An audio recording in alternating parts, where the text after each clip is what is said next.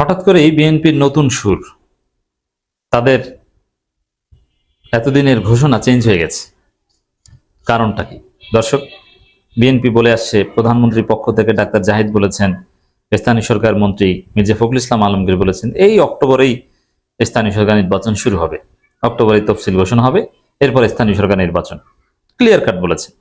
নির্বাচন কমিশন বলেছেন যে অক্টোবর থেকে হবে, আমরা প্রস্তুত। কিন্তু হঠাৎ করে মির্জা ফখরুল বলছেন আগামী বছর শুরুতে স্থানীয় সরকার নির্বাচন। কেন? স্থানীয় সরকার নির্বাচন তো আরো 3 মাস আগে করলেও কোনো ব্যাপার ছিল না, কিন্তু কেন অক্টোবর থেকে আগামী বছরের শুরুতে যেতে চাচ্ছে? দর্শক, পর্দার অন্তরালে মহা খেলা চলছে এবং রাজনীতি কিন্তু ঘুরে যাচ্ছে, 180 ডিগ্রি ঘুরে গেছে। বিএনপি ভয়াবহ বিপদে আছে। এমনিতে উপরে উপরে আমরা দেখি যে হ্যাঁ, একটা বিশেষ ঘটনা নিয়ে জামাত ইসলামী বিপদে আছে, তাদের জনপ্রিয়তার অবস্থা 12টা বেজে গেছে। এই মুহূর্তে যদি ছাত্র সংসদ নির্বাচন হয় বা স্থানীয় নির্বাচন হয়, জামাত জিততে পারবে না। আপনি জামাতের শুভাকাঙ্ক্ষী সমর্থক যারা, তাদের কাছে জিজ্ঞেস করে দেখেন, খুবই ক্ষুব্ধ একটা অবস্থা। কিন্তু এই পরিস্থিতি থাকবে না, মানুষ এটা ভুলে যাবে। আবার জামাত কি পছন্দ করবে, রাজনীতির নানান হিসাব নিকাশ সমীকরণ সামনে আসার মধ্য দিয়ে। কিন্তু যেহেতু জামাতের অবস্থা খুব খারাপ, আর বিএনপি চায় যে জামাতের জনপ্রিয়তা এমনিতেই কমে যাক, সুষ্ঠু নির্বাচনেই যেন জামাত পরাজিত হয়, সেরকম অবস্থা তো হয়েছে। এখন তো সুষ্ঠু নির্বাচন হলেও জামাত পরাজিত হবে। তারপরেও কেন মির্জা ফখরুল বলছেন যে না, স্থানীয় সরকার নির্বাচন এখন না, আগামী বছর শুরুতে? আগামী বছর আসতে আসতে তো জামাতের নজরুল কাণ্ড একদম মাটির সাথে মিশে একদম হারিয়ে যাবে। আমি বলছি, আপনি লিখে রাখেন, আগামী বছর, আগামী 1 মাস পর এই নজরুল কাণ্ড, এগুলো মানুষ 80% ভুলে যাবে। রাজনীতিতে এরকম কত ঘটনা ঘটবে, সেগুলো নিয়ে দেশ উত্তাল হবে, নজরুলকে মানুষ মনে রাখবে না। 3 মাস পর নজরুল নামে একজন ছিল, এটা সাতক্ষীরা অনেকে ভুলে যাবে। আগামী বছর আসতে আসতে দেখবেন যে হয়তোবা নজরুল মারা যেয়ে তার লাশও নাই হয়ে গেছে। অতএব আগামী বছর আসতে আসতে বিএনপির এরকম আরো অনেক নজরুল তৈরি হবে, জামাতের নজরুলরা ভুলে যাবে, জামাতের জনপ্রিয়তা আবার তুঙ্গে উঠবে। উল্টাও হতে পারে, জামাতের মধ্যে আরো নজরুল ধরা পড়তে পারে, সেটা ভিন্ন আলোচনা। কিন্তু স্বাভাবিকভাবে এরকম কোন একটা অঘটন, দুর্ঘটনায় জামাত যেটা পড়েছে, এগুলো একটা পর্যায়ে মানুষ ভুলে যায়। এটা হিউম্যান সাইকোলজি এবং এটা রিয়ালিটি। আর বাংলাদেশের মতো একটা অপরাধপ্রবণ দেশ, অপরাধপ্রবণ একটা জাতি, আমরা জাতি হিসেবে অপরাধপ্রবণ। উসি কুমান আপসি, আমি নিজেকে সহ সবাইকে নসিহত করছি, আমরা সবাই ভুল করি। আমরা যারা ভালো ভালো কথা বলি, ভালো ভালো সমালোচনা করি, আমরা ভাব করি না। আল্লাহ আমাদেরকে হেদায়েত করুক, ক্ষমা করুক, সঠিক পথে রাখুক। তো দর্শক, এখানে এই যে স্বাভাবিকভাবে যেহেতু কম্পিটিশন বিটুইন বিএনপি এন্ড জামাত, এই হিসাবে দ্রুত নির্বাচন করাটাই কিন্তু বিএনপির জন্য কল্যাণকর ছিল। আর দিন যত যাবে বিএনপি সরকারের জনপ্রিয়তা তত কমবে, এটাও তো একটা স্বাভাবিক হিসাব নিকাশ। সেইখানে কেন স্থানীয় সরকার নির্বাচন আগামী বছর নিয়ে যাচ্ছে টেনে? এটার পেছনে আছে আন্তর্জাতিক রাজনীতির গভীর খেলা। বিএনপি এই মুহূর্তে মার্কিন যুক্তরাষ্ট্রের একটা বিরাট ষড়যন্ত্রের কবলে পড়েছে, যেটা এখনো দৃষ্টিগোচর হয়নি।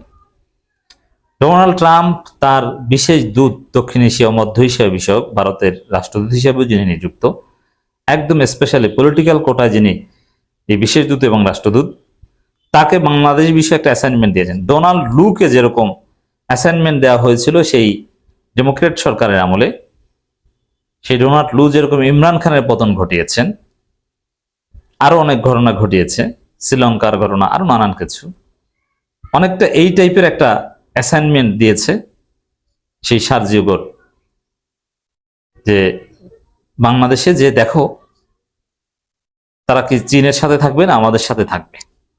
এটা একটা ষড়যন্ত্র। আর ডোনাল্ড ট্রাম্প তো আপনি জানেন যে বেপরোয়া। তো দর্শক, বিশেষ করে চীনের সাথে ঘনিষ্ঠ সম্পর্ক, এটা মানতে যুক্তরাষ্ট্রের খুব কষ্ট হয়।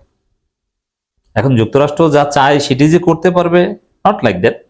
বিএনপি সরকার যদি সজাগ থাকে, আমাদের পরামর্শ নেয়, তাহলে বিএনপি সরকার বিপদে পড়বে না। আর যুক্তরাষ্ট্র একটা মহা ষড়যন্ত্র করছে, এই ষড়যন্ত্র ট্যাকেল দেওয়া এত সহজ নয়। এই ষড়যন্ত্রে আবার আওয়ামী লীগ, ভারত অবশ্যই যুক্তরাষ্ট্রের সাথে আছে, এবং যুক্তরাষ্ট্র ডেফিনেটলি আওয়ামী লীগের সাথে। এই যে সার্জিও গোর তিনি নাকি হাসিনার সাথে মিটিং করছেন, গুঞ্জন আছে। আওয়ামী লীগের লোকজনের সাথে তার ঘনিষ্ঠ যোগাযোগের গুঞ্জন আছে। আর যেহেতু তিনি ভারতের রাষ্ট্রদূত, অতএব ভেরি সিম্পল। এবং দীনেশ ত্রিবেদীর সাথেও তার যোগাযোগের কথা শোনা যাচ্ছে, মিটিং এর কথা শোনা যাচ্ছে। আর দীনেশ ত্রিবেদী, সার্জিও গোর দুইজনেই একদম মানে সংশ্লিষ্ট দেশের প্রধানমন্ত্রীর ঘনিষ্ঠ লোক হিসেবে অন্য দেশে দায়িত্ব পালন করছেন। পররাষ্ট্র মন্ত্রণালয়ের কাছে সরাসরি রিপোর্ট করতে হয় না, সরাসরি প্রেসিডেন্ট প্রধানমন্ত্রীর সাথে যোগাযোগ করতে পারে। এই সার্জিও গোর এবং দীনেশ ত্রিবেদী এই টাইপের লোক, তাদের মধ্যেও যোগাযোগ। এটা তারেক রহমান সরকারকে একটা বড় বিপদে ফেলার একটা ষড়যন্ত্র।